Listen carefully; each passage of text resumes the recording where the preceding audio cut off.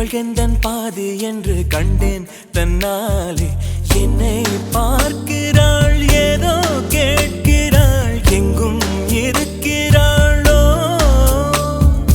கண்ணால் சிரிக்கிறாள், முன்னால் நடக்கிறாள், நெஞ்சை கிழக்கிறாளோ. கூட்டத்தில் இருந்தும் தனியாக தெரிந்தாள், தோட்டத்தில் மலர்ந்த பூவாகி திரிந்தாள், என்னை ஏதோ செய்தாள்.